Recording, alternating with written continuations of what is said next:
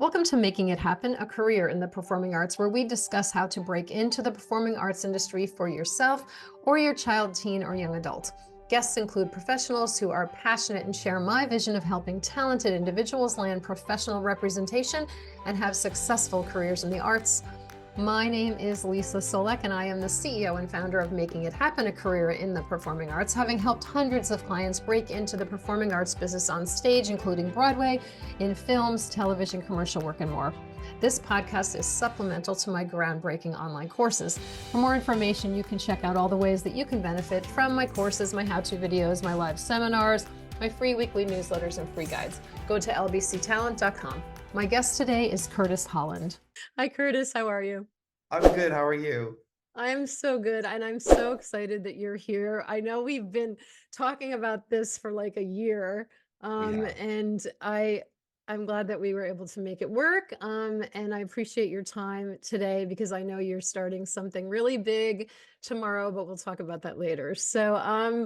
Yeah, so we're here to share with parents of talented kids and teens, and to share with young adults who are possibly in college, graduated, in the performing arts. Maybe they aren't going through the collegiate program type thing, and they're just heading into this space of being a performer.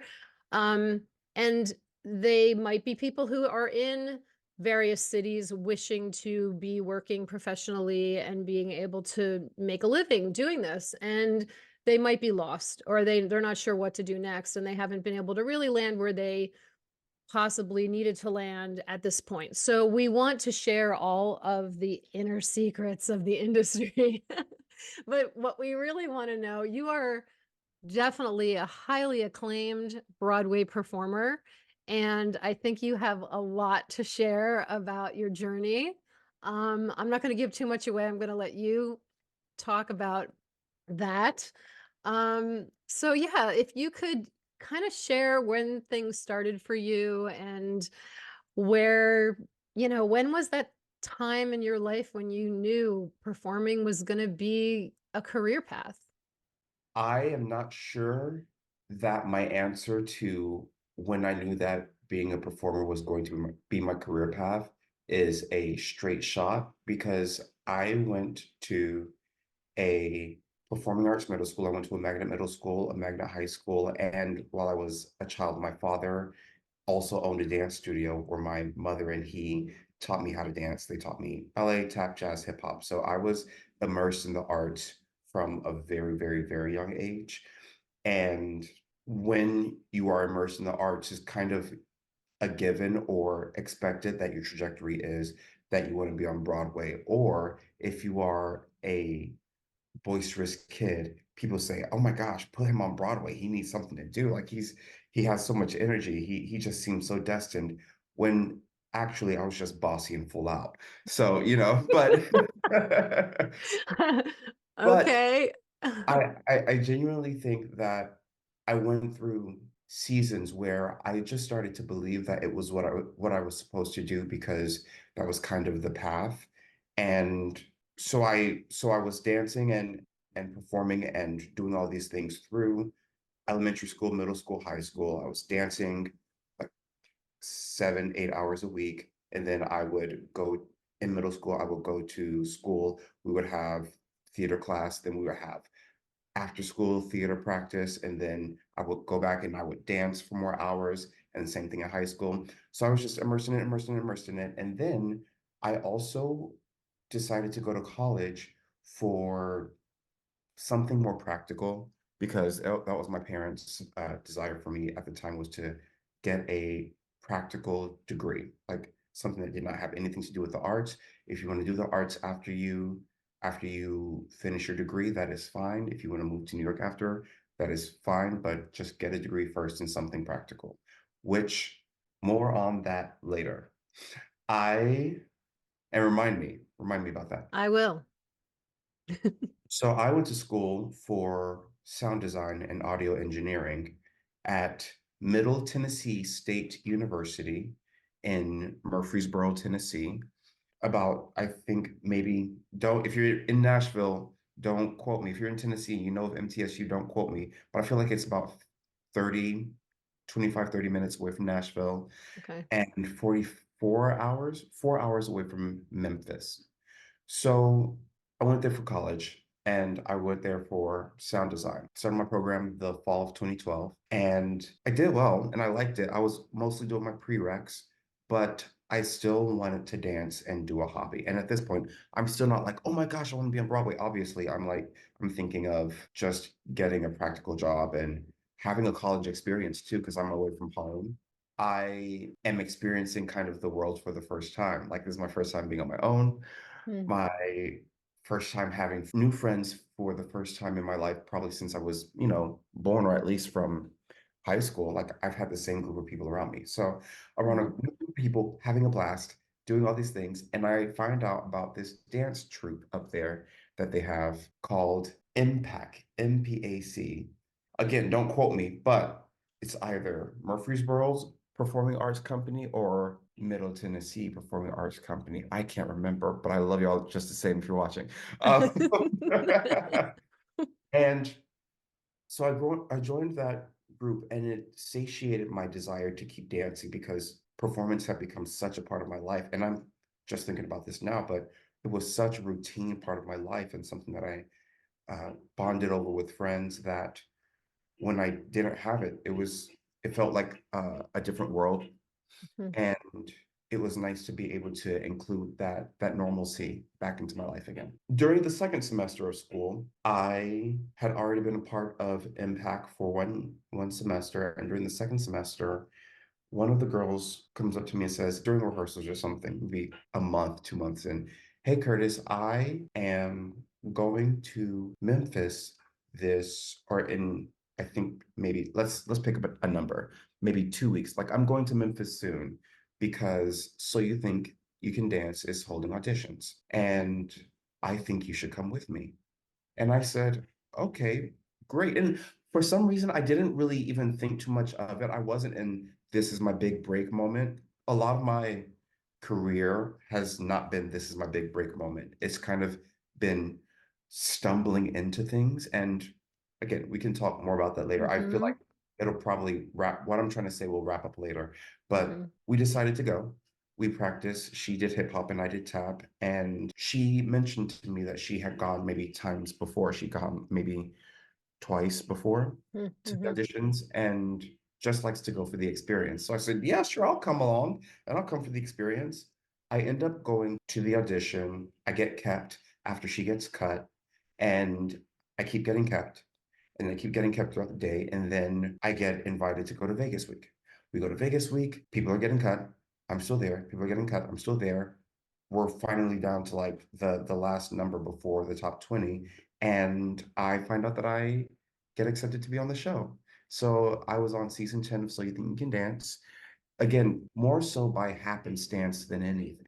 And not only by happenstance, because there's a lot of hard work that went into it and a Yeah. lot of that went into it. There are so many aspects of it. Everything was just kind of happening at the right time. I was in the right place. Did you consciously choose to audition with tap? Yes. Okay. Yes. Was that your It main genre? Do you feel, because I know you as obviously an amazing tap dancer, but also a phenomenal contemporary dancer, a phenomenal ballet dancer. Like, I feel like you could have picked any genre. I had the most success with tap, and I was the most competitive out of my skill set with tap. But I also don't think that was the most conscious decision. Tap is what I did anytime that we had a competition, because we didn't compete much. We Okay. competed for scholarships, we competed for talent shows.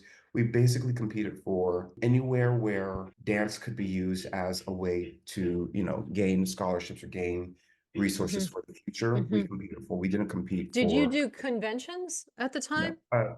not too many. We only did one every year, the Florida Dance Masters, Hmm. and did that for scholarship purposes and just because we were known in that community, but we didn't even Hmm. really compete much in that. Like, only individuals will compete for solo titles, and then we would go up and perform there often, but we never competed. So like, Okay. there was a Okay. difference where a lot of our training was performance based, not Hmm. competition based. I love that. Yeah, it was really helpful. And what I learned though, for dancers watching this, every dance space has something to offer. So if you go to a competition studio, I am so enamored by my friends who have this insane amount of technique from going to a competition studio. Sometimes lots more than you get at a recreational studio that is only performance based Mm-hmm. because stakes are just always higher. So you're forced to operate on a higher level and to see, for lack of a better term, the competition around you often. And so you see what the goalpost is, Mm-hmm. where, without being disrespectful to anyone's upbringing, including my own, there's a little bit of big fish syndrome that can happen when you are in a space where you're not seeing other dancers often. And even seeing them on Instagram and social media, I think is different than having to have that energy in the same room with you and recognize what their work ethic is and compare like their fire versus yours. I just think is a different journey, but there is something that being in a recreational space and a performance-based space does to your spirit that cannot be taught. I am grateful to say that I got that, and I'm grateful to say that even my friends who grew up in the studio with me, who don't dance anymore, who don't dance professionally, let me say, still have this level of discipline, heart, fun, and camaraderie that I attribute to all dance spaces, but I know was very present in our Mm-hmm. recreational space. Mm-hmm. And the culture, the family, the way that my parents looked after every child like they were their own Mm-hmm. in a very specific way. And again, it is not exclusive to studios that do not compete because I know people who compete who say, I have the same experience. I definitely felt just as loved, just as nurtured, just as cared about, just as looked after, and just as much that my teachers have my best interest at heart as any other studio. Mm-hmm. And I think, and after working in competitive spaces, we had more time to sit down with a piece of music and figure out what it means, understand it more, and like get underneath layers Mm-hmm. rather than just producing a dance. Both Yes. have space, both have a really great space. And I am so, again, in awe of people who can produce. And I've had to learn how to produce quickly in being in this space. It's like the difference between concert dance versus other spaces that you would work professionally. Yeah.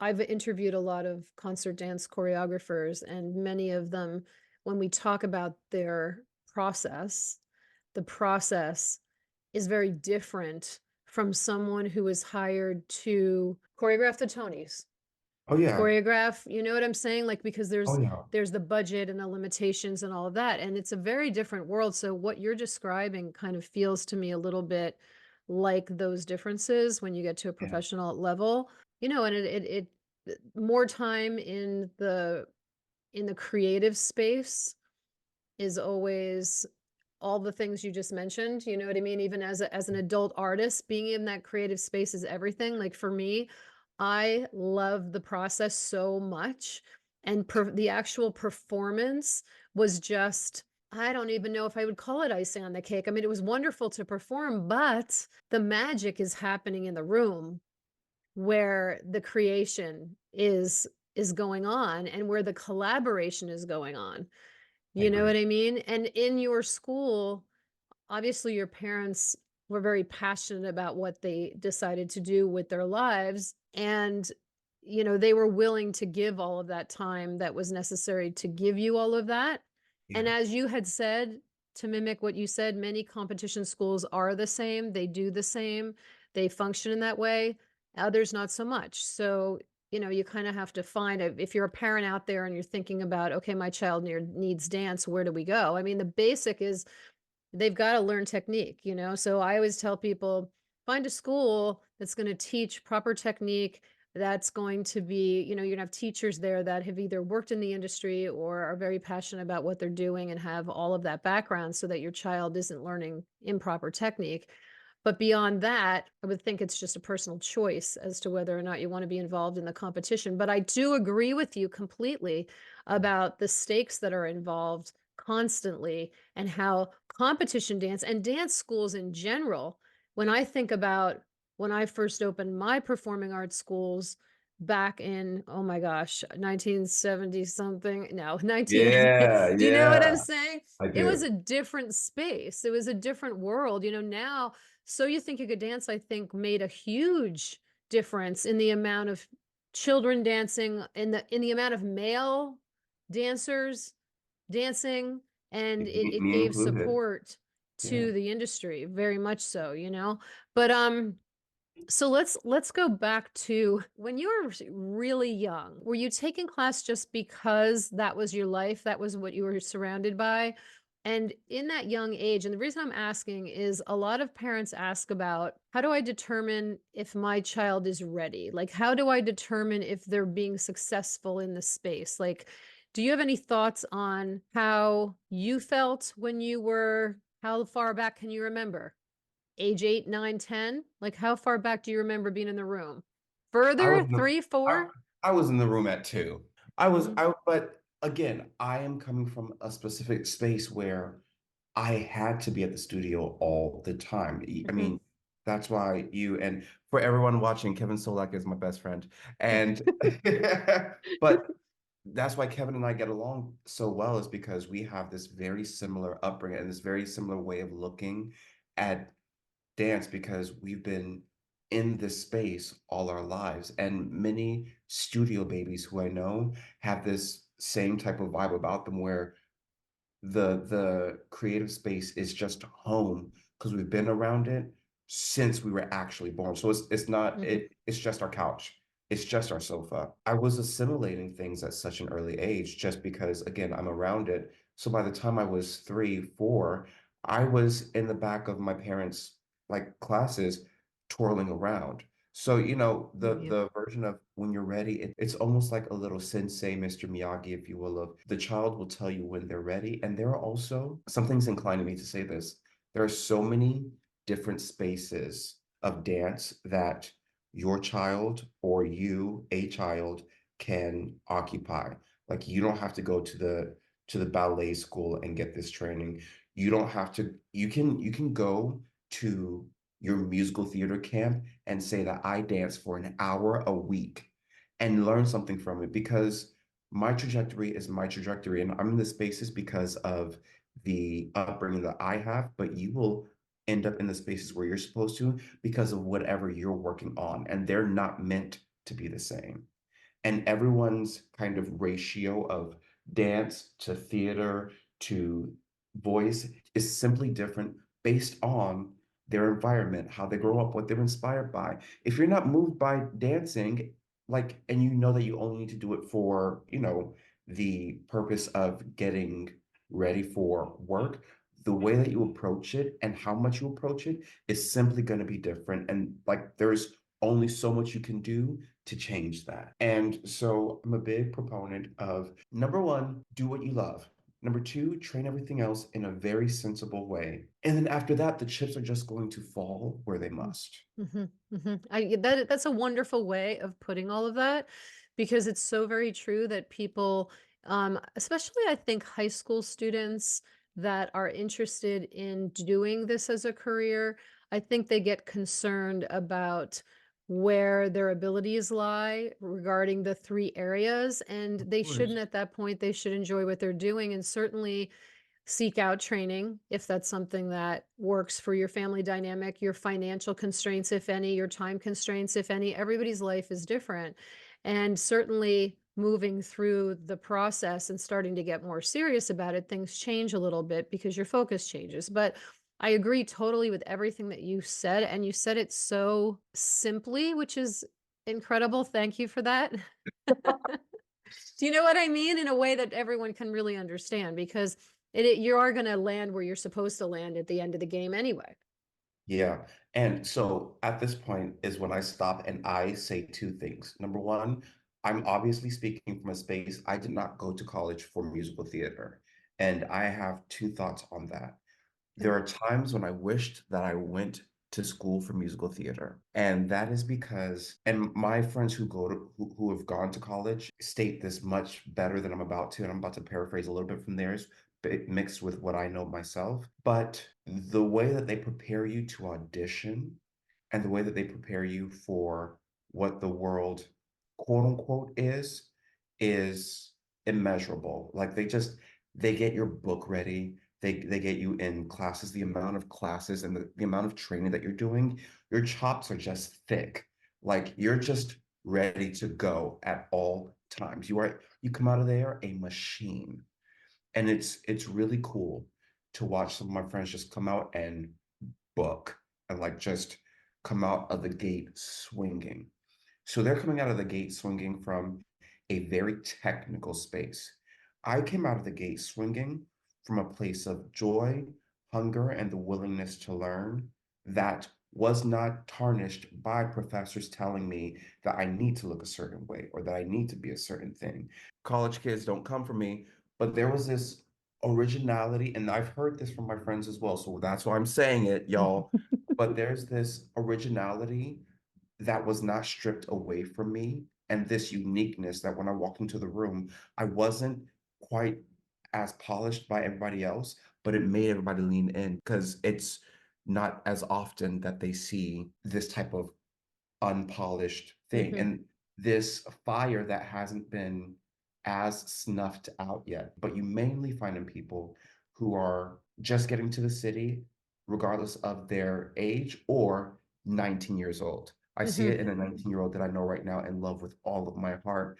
And he has, when he's in the audition room, and he's in college, but even on top of that, there's just this fire. There's just this like throw anything at me energy that makes people lean in. And at the Hmm. end of the day, we forget that we are in the business of making people lean in. So if you make the fellow auditionees or the people who are auditioning you lean in, you're already doing what they want you to do. And that means that you can do it for a whole audience. There is a space for if you go to school, if you don't go to school, there's way too many ways to get on Broadway or get to the top that, and we all know that those are in quotation marks because it's not the end of the world, right? Okay. But there's a way to get to these benchmarks that you want, and everyone's is different. Some people went to college for musical theater, graduated, got their master's in musical theater, ended up on Broadway. Some people went to school for sound design, went on a TV show, and then from that TV show came back to New York and started the whole grind, ended up on Broadway. Some people went to school for a little bit and in the middle of for musical theater in the middle of their training got their first job, never went back. Some people are legends in our community now because they went to school, got their first job in like their first second semester, always tried to go back to school and never could go back to school because they always kept booking. I know somebody who, and I'm not going to say his name because I would botch his credits and how long he's been out, but I think he did. I'm going to probably exaggerate and say he did maybe 6 Broadway shows before he came back and got and finished his undergrad degree. Hmm. Went Hmm. back and finished it. You know what I'm talking I about? know who it is. Yeah, but it's like I think it's a number Yep. like that. But Yep. and that is amazing and legendary, and it shows that there were so many ways. There were so many ways to do this. I've had people tell me every version of the story. Save your money, don't go to college. Just invest in training. Go to college, get this information, just don't lose your heart in the middle of it, and don't let these people break you down. Know your Yes. worth. Yes. Those are kind of the first two houses that I would start from, and then recognize inside of that, there are going to be many iterations, and do not beat yourself up for whatever iteration yours turns out to be. Yeah. That is so true in so many ways. I am so with you. You have no idea. We are on the same page, Curtis. Yeah, I Hmm. I I I know we are. I do know we are. And so I went on the show. I went on So You Think. Then after we finished the show, I went on tour with the show. So we toured the United States and Canada. And then after that, when you're on So You Think, you basically at this point, you're with a whole bunch of people your age. We're like, okay, we're in the mix now. People know our names. What are we doing next? Are we going to LA or are we going to New York? And that's basically the big question. Are you going to LA or are you going to New York? A lot of them went to LA.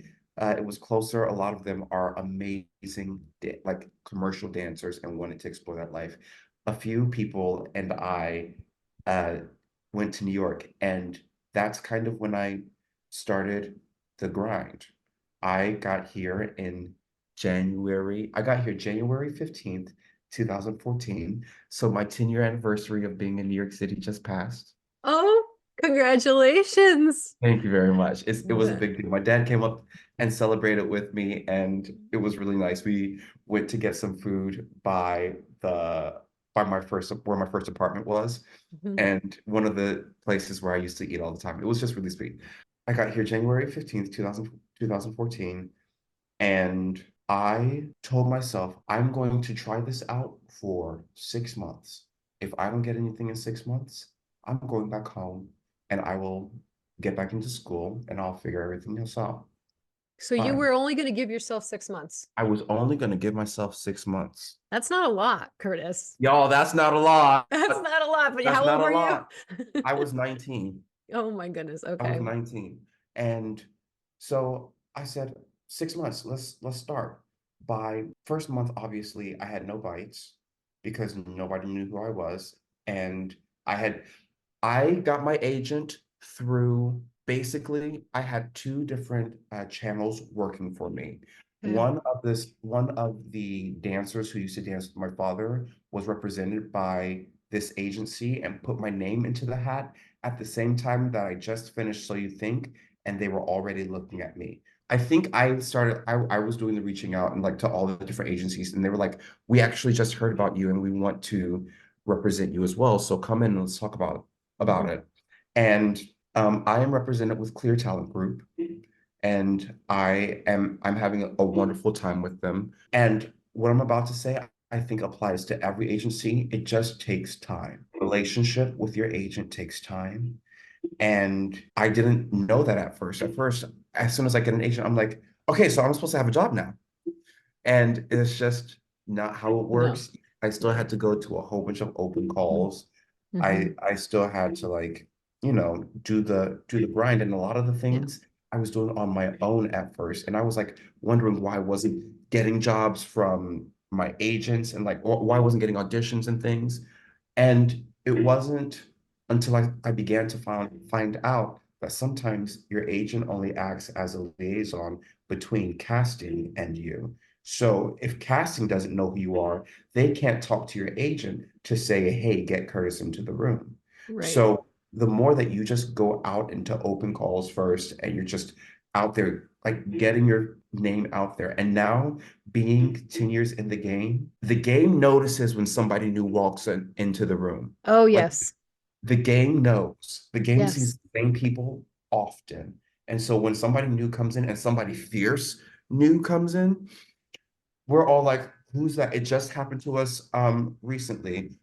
A new batch of performers are coming in, and we're all like, who's that? And word is starting to get out around them, along my friend group, who is the next group of people to kind of be in charge in the next like 30 years, give us some time. But like, we're talking about, which means that every tier is talking about these young performers.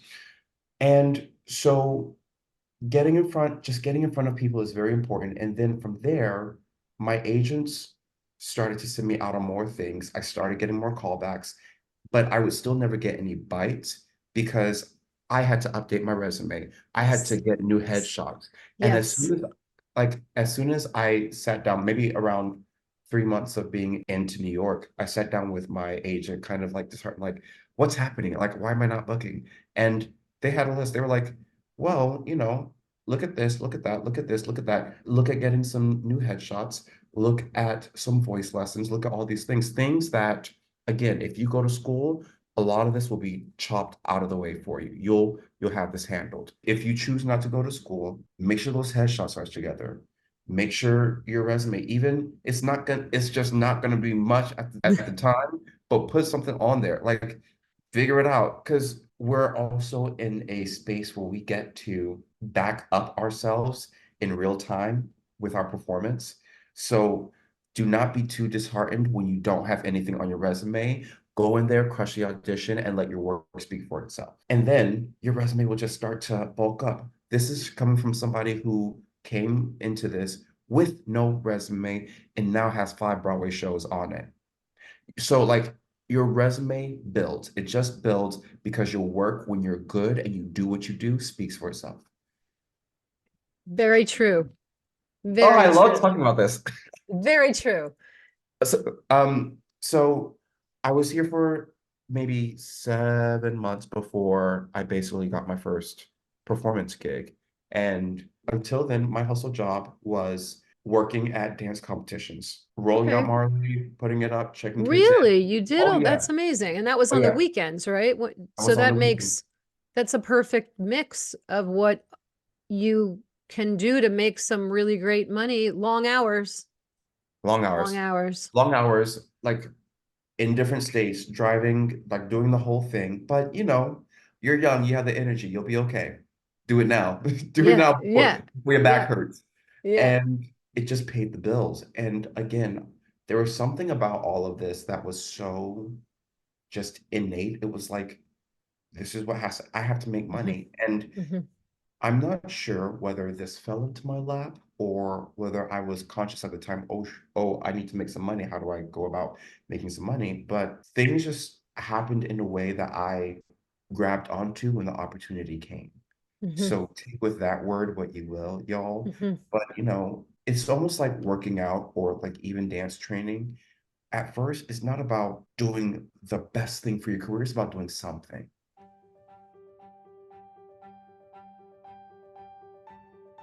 Join me on Sundays at 8 p.m. Eastern. Need more information? Visit lbctalent.com and follow me on socials at Leesa Csolak _LBC Talent. By sharing our stories, we can help other talented individuals land the career of their dreams. If you're enjoying this podcast, please like and subscribe and hit the bell for notifications.